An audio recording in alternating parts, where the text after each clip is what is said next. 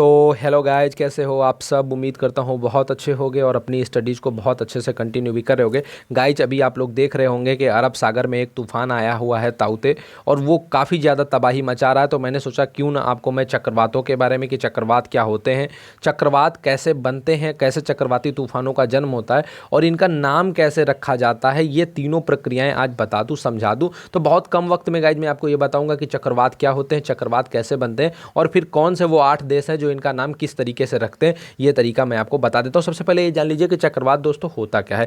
तो जो दोस्तों कम वायुमंडलीय दबाव यानी कि जो लो प्रेशर बेल्ट के कारण चारों तरफ एक गर्म हवा की जो तेज आंधी बन जाती है, इसी को बोला जाता है चक्रवात। दक्षिणी गोलार्ध में यानी कि अगर साउथ हेमिस्फेयर में कभी भी कोई भी ऐसी गर्म तेज हवाएं चलती हैं तो इनको बोला जाता है चक्रवात। और यही अगर नॉर्थ हेमिस्फेयर में होता है तो इनको क्या बोला जाता है, इनको हारिकेन और टाइफून बोला जाता है। अब आप कहोगे कि उत्तरी गोलार्ध में और दक्षिणी गोलार्ध में अंतर क्या है। तो दोस्तों जो साउथ हेमिस्फेयर में होते हैं ये चलते हैं क्लॉकवाइज। कैसे चलते हैं, ये चलते हैं क्लॉकवाइज। लेकिन जो नॉर्थ हेमिस्फेयर में आते हैं ये कैसे चलते हैं, तो ये चलते हैं एंटी क्लॉकवाइज। ये चीज का अंतर होता है। अभी मैं आपको जब ये बताऊंगा कि चक्रवात बनते कैसे हैं तो ये चीज आपको यहां पर समझ में आएगी। तो यानी कि चक्रवात का बहुत साधारण शब्दों में अर्थ है एक बहुत तेज हवा जो चल रही हो, उसको गर्म तेज हवा, वो भी लो प्रेशर बेल्ट के कारण जो बन रही हो, एक चक्री हवा, उसको बोला जाता है चक्रवात। अब बताता हूं ये चक्रवात बनते कैसे हैं, यहां पर आपको समझ में आएगा। पहले थोड़ा सा परिभाषिक शब्दों में बता देता हूं, फिर मैं आपको आसान भाषा में समझाऊंगा कि ये कैसे इसका निर्माण होता है।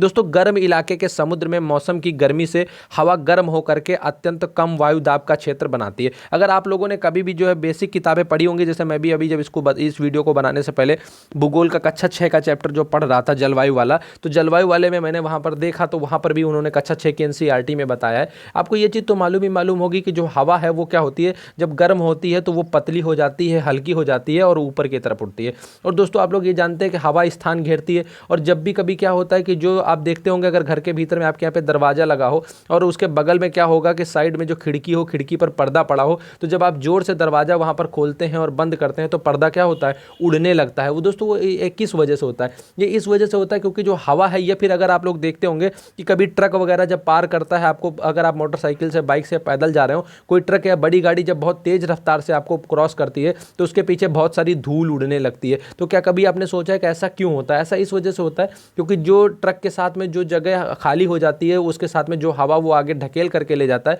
उस जगह को भरने के लिए तेजी से पीछे से हवा आ रही होती है और उसके साथ में वो धूल और मिट्टी उड़ने लगती है।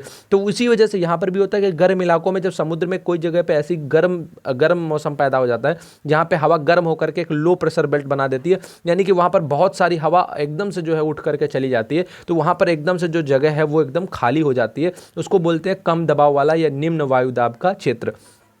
तो यहाँ पर क्या होता है कि ऊपर की जो ऊपर जो हवा होती है वो ठंडी होती है, नम होती है, तो वो क्या करती है, वो तुरंत वहाँ पर लौट करके आती है। किसके लिए? वहाँ पर आती है वो जगह लेने के लिए। और यही हवा जब ऊपर जाती है तो ये नमी से मिल करके क्या बना लेती है, संघनन करके क्या बना लेती है, बादल बना लेती है। आपको बादल बनना मालूम होगा, आपने जल चक्र में पढ़ रखा होगा कि कैसे जो पानी है वो भाप बन करके ऊपर उड़ता है, फिर संघनित होकर के बादल का रूप ले लेता है। लेकिन यहाँ पर क्या होता है, लो प्रेशर बेल्ट में कि जब तेजी से हवा ऊपर उठ करके गर्म होकर के जाती है तो ये बहुत तेजी से वहाँ पर जाकर के संघनित होकर के बादलों का रूप ले लेती है। और जब ये बादलों का रूप ले लेती है तो वापस जैसे ही बादल बनेंगे, संघनन होगा, वैसे हवा फिर से भारी हो जाएगी। जैसे ही भारी होगी तो यही हवा लौट करके फिर क्या करने आएगी, यहाँ पर फिर से उसी खाली जगह को घेरने के लिए लौट करके आ जाएगी। तो जब यही जगह को भरने के लिए ये नम हवा तेजी से नीचे की आएगी तो हवा क्या करने लगेगी, ये पूरी तरीके से ऐसे एक वहां पर चक्र जैसा बन जाएगा। मान लीजिए यहाँ पर अभी गर्म हुआ, हवा जाकर के ऊपर उठी, संघनित हुई, संघनित बन करके बादल बने, फिर तुरंत इसकी जगह नीचे भरने के लिए आ गई और ये फिर ऊपर गई। तो इस तरीके से क्या होता है, पूरा एक वायु चक्र बन जाता है। और जो ये वायु चक्र बनता है, इसी के साथ में बहुत घने बादल बनते हैं, बिजली कड़कती है और बहुत ज्यादा वर्षा होने लगती है। जो ये तेज घूमती हवाएं होती हैं, कई बार इनका जो व्यास होता है वो हजारों किलोमीटर तक का हो सकता है, यानी कि बहुत बड़ा इनका जो व्यास है वो हो सकता है, बहुत बड़े एरिया में ये आकर के तबाही मचा सकती है। तो अब आपको ये चीज तो समझ में आ गई होगी कि चक्रवात बनता कैसे।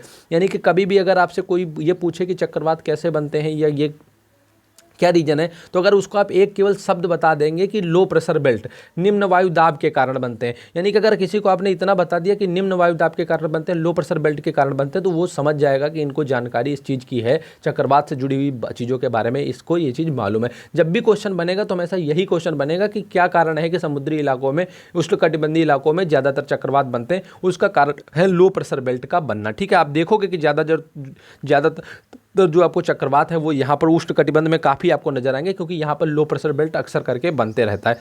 अब मैं आपको बताता हूँ कि इसका नाम कैसे रखा जाता है। जो चक्रवाती तूफान ये हैं, इनका नाम किस तरीके से रखा जाता है। तो दोस्तों, एक संगठन है विश्व मौसम संगठन, और दूसरा हमारा है संयुक्त राष्ट्र यानी कि यूएन। इसकी जो प्रशांत क्षेत्र जो प्रशांत एशियाई क्षेत्र की आर्थिक और सामाजिक आयोग है, इसने एक चरणबद्ध तक प्रक्रिया बनाई जिसके तहत चक्रवातों का नाम रखा जाता है। इसमें 8 उत्तर भारतीय समुद्री देश हैं।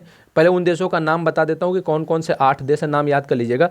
बांग्लादेश हमारा पड़ोसी, हमारा भारत प्यारा सा, हमारा पड़ोसी मालदीव, हमारा पड़ोसी म्यांमार, पड़ोसी हमारा ओमान, पाकिस्तान, श्रीलंका और थाईलैंड। ये 8 देश हैं, बांग्लादेश, भारत, मालदीव, म्यांमार, ओमान, पाकिस्तान, श्रीलंका और थाईलैंड। देखो इसमें से क्या है कि बांग्लादेश के साथ में, मालदीव के साथ में, है ना, म्यांमार के साथ में, पाकिस्तान के साथ में, श्रीलंका के साथ में, इन सब के साथ में तो हमारी सीमाएं लगती हैं, इसलिए इनको याद रखना कोई मुश्किल नहीं है। 2 ही देश हैं, एक है थाईलैंड और दूसरा है ओमान। तो हम इन दोनों देशों का नाम याद रखोगे तो आपको ऐसे ही याद हो जाएगा कि 8 देश कौन कौन से हैं। अब ये क्या करते हैं कि ये किसी भी एक साथ जो है ये मिल करके आने वाले चक्रवाती तूफानों पर क्या करते हैं, 64 नाम सुझाते हैं। यानी कि हर एक देश कितने नाम सुझाता है, 8 नाम सुझाता है। ठीक है, हर एक देश क्या करता है, 8 नाम सुझाता है। ऐसे कुल मिला करके कितने नाम हो जाते हैं, 64 नाम हो जाते हैं। तो जब चक्रवात इन 8 देशों के किसी हिस्से में पहुंचता है तो सूची से अगला दूसरा सुलभ नाम क्या किया जाता है, रख दिया जाता है। इन 8 देशों की ओर सुझाए गए नामों के पहले अक्षर के अनुसार उनका क्रम तय किया जाता है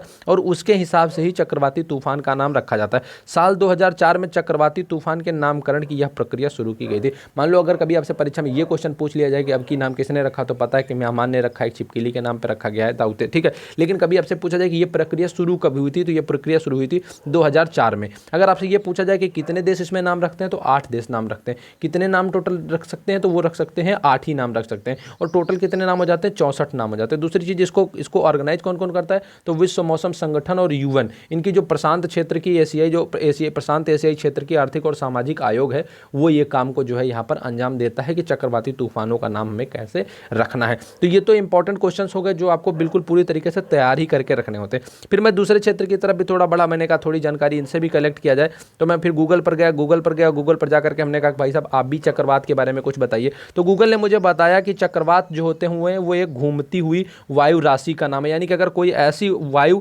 हवा जो पूरी हवा का एक पूरा ग्रुप जो ऐसे घूम रहा हो, इसको हम लोग क्या बोलेंगे, उसको हम लोग बोलेंगे यहाँ पर चक्रवात। ठीक है, वो कैसे भी करके घूम रहा हो, लेकिन अगर वो हवा घूम रही है तो उस घूमती हुई हवा को हम क्या बोलेंगे, उसको हम बोलेंगे चक्रवात।